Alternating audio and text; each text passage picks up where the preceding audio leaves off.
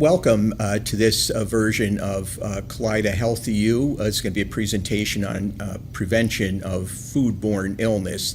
I'm Dr. John Sellick. I'm an infectious disease physician, a professor of medicine at UB, and I'm the hospital epidemiologist for Kaleida Health. So when we talk about foodborne illness, it covers a lot of territory, but the things that we're usually talking about are the ones that are commonly known as food poisoning. And any of these things, either chemicals or infectious agents that might cause a foodborne illness, can become part of the food either before you cook it, when you're cooking it, inadequately cooking it, or after you cook it. So there are many different ways that we can look at prevention of foodborne illness. Now, this is a very significant problem in the United States. Every year there are millions of cases of foodborne illness. Most of them you will never see on TV as part of a big outbreak. Some of them you will. There are over 100,000 hospitalizations and a number of deaths related to illnesses acquired from food that is contaminated, often with infectious agents. Some people are at particularly high risk of getting severe infections with foodborne related illness or food poisoning, especially the elderly, the very young, pregnant people because of the changes in their immune system, and other people whose immune systems are very altered, either because of uncontrolled HIV infection, they have transplant, they're on steroids or one of the other newer drugs that modifies their immune system for managing a particular disease. There are a large number of different infectious agents that can cause food poisoning or foodborne illness. There are some of them that are particularly common, and you've seen many of these when they show up on TV or on your social media, wherever, with outbreaks that are happening somewhere around the country. Salmonella is very common. Campylobacter is another one that's common.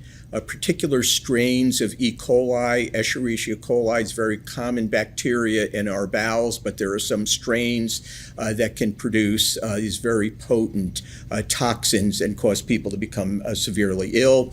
And Listeria often is in the news. You'll frequently see this related to outbreaks related to soft cheese or unpasteurized dairy products. There are a number of viruses that can cause foodborne illness. The common ones are norovirus, which you know is the one that makes you completely miserable for a day or two, and hepatitis A virus is also transmitted by food. And again, many different foods can become contaminated at any of these different steps along the way of production, food preparation, cooking, and handling. Raw meat, especially ground beef, the beef that goes into the large volumes of ground meat come from many, many different animals, and the risk of contamination goes up. Poultry is also very common a vehicle of foodborne illness, and you've seen this many times in the media. Raw eggs, some of these eggs are become infected before the hen lays them. And raw eggs, frequently, we all like to do this when we were kids, and that's tasting the raw batter. If there's raw eggs in there, there's opportunities to get sick from that, and again, very well reported. Unpasteurized milk, unpasteurized various juices like apple cider, the raw materials for this, the milk or the apples that can go into making these can be contaminated, and if you don't pasteurize them to kill those organisms, they can result in infection. I already mentioned cheese and other dairy products, ice cream products made with unpasteurized milk.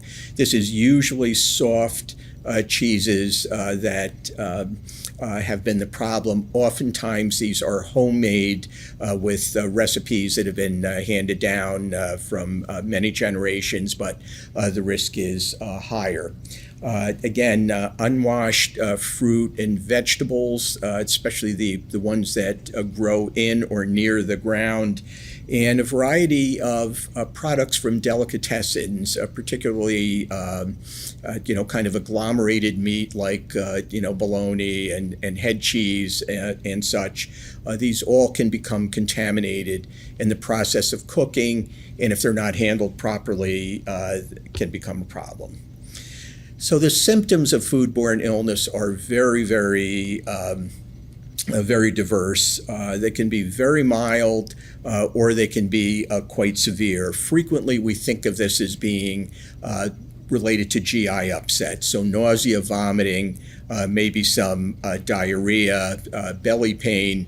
These are the things that you usually associate with this. But in the more severe cases, these can go from just being in the GI tract to actually escaping out through the rest of the body and cause fever and chills, lightheadedness. Some people may have bloody diarrhea. So that's the more severe end. So the big point of being here is, what are the things that we can do to prevent food poisoning, foodborne illness? And the graphic that you're looking at right now is from the CDC's foodborne illness page, and you see the 4 steps are fairly clear. Cleaning, separating raw from already prepared, cooking, and chilling and proper storage of food and leftovers. So cleaning for an infectious disease guy, especially based in a hospital, hand washing, good hand hygiene is very important. Multiple times, preferably with soap and water, because there will often be material stuck on your fingers from the process of preparing food. You want to make sure that your work surfaces are clean, the utensils are clean, cutting boards and countertops. So I have an example of 2 cutting boards from my own kitchen. In my left hand is a hardwood cutting board, and my right hand is a synthetic cutting board. One is not necessarily better than the other, worse than the other, or safer than the other. The key thing is that these all get damage to their surfaces. So after you use them, you have to clean them very well and rinse them very well before you use them again. And as I already mentioned, that you don't want to be using one for one particular food that's especially not yet cooked, and then put a cooked piece of food on that to cut it or whatever. So having more cutting boards is better. You should also rinse your fruit and vegetables that will be eaten directly under running water, not in a pot of water, but under running water to clean them off. Separating, again, keeping the cooked from the uncooked. One of the things that I've always found family-wise, that you have them over for dinner, and you're gonna cook something on the grill, chicken or burgers or whatever it is, and I always use 2 completely separate platters. One to take the raw food out to the grill. Same thing as if you're cooking in the kitchen, one for the raw food, and then a completely different one once you've cooked it. And someone's going to say, but yeah, that juice tastes so good. Trust me, the infectious disease doctor says that juice is not good for you. So having 2 separate platters is important. I already mentioned about separate cutting boards, and you should try very hard. And I know sometimes it's difficult, especially when you're doing big meals. You think Thanksgiving, the holidays, graduation season is actually not going to be that far away. You're trying to do a lot of things in a limited space, but making sure that you're not inadvertently cross-contaminating as you're preparing food or storing it in the refrigerator. Now, cooking is one of the big parts, and this gets a little emotional sometimes because everyone thinks that they can magically tell what is properly cooked and what isn't. So you you really want to get food cooked to the proper temperatures. And I'm not going to read off everything that's on the slide here. There are many sources for tables of what temperatures you should cook things through. And you see that in tapped pieces of meat, you generally don't have to cook quite as much. But again, any poultry or any ground meat has to be cooked to higher temperatures. If you like, cooking shellfish other than in a stew pot, you should cook them. We frequently do clams and mussels on the grill. Cook them until they open on their own. Now, I put in boldface and italics to use a thermometer.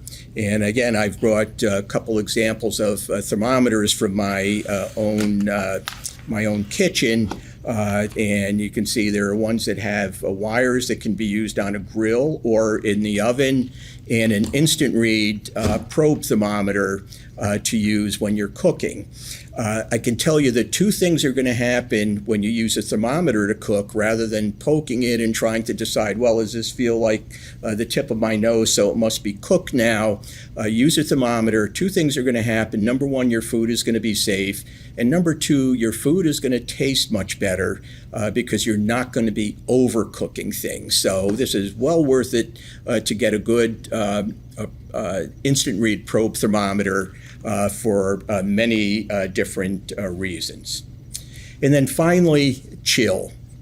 So what do you do with your food after you cook it, after you've served it, and everyone is full? And again, I know this, Thanksgiving, Christmas, graduation parties, whatever. You have all this food laying around. What do you do with this? You should get this chilled as quickly as you can. Should make sure that your refrigerator is keeping a temperature less than 40 degrees Fahrenheit.